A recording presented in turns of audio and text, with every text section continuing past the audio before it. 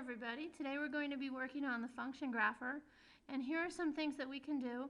What we're going to do is we're going to come over here and we're going to just type in something that we want to graph. So let's say f at x equals x. So that's going to be pretty simple.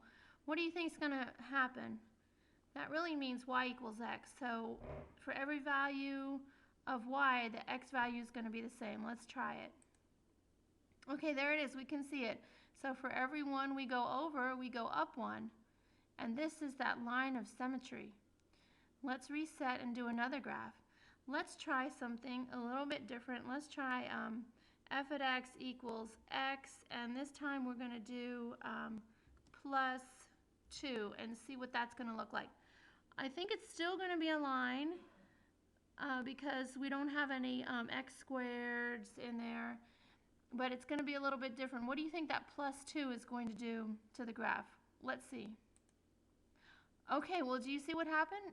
If y is equal to x plus 2, so it's the same graph as the other one, but we add 2 to the y for every one. So the whole line is moved up 2. Let's try another one. Let's do x minus 2. What do you think is going to happen? Let's see.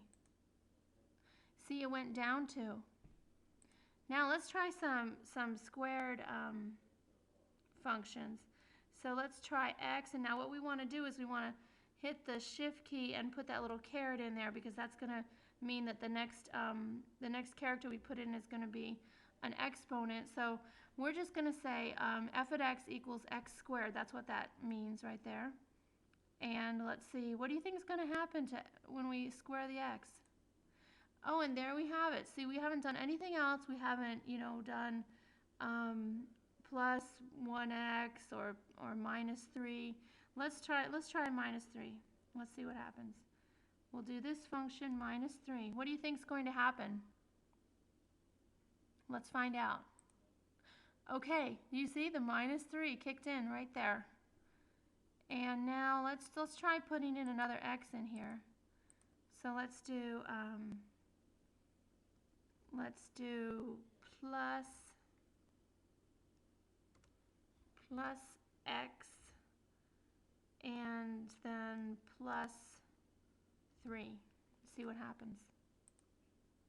So you see how it shifted a little bit. It went up, and also this extra x made it off center a little bit there. Now we can do other things. Let's reset. We can do square root functions and put those in there. The square root of x plus 2. Let's see what that looks like. There it is. You notice when we do a square root, all of our real values are going to be positive, because we can't take the square root of a negative number. So with this one, we could just, play and see what happens when we graph things. Let's try an absolute value. Let's take the absolute value of x plus 2.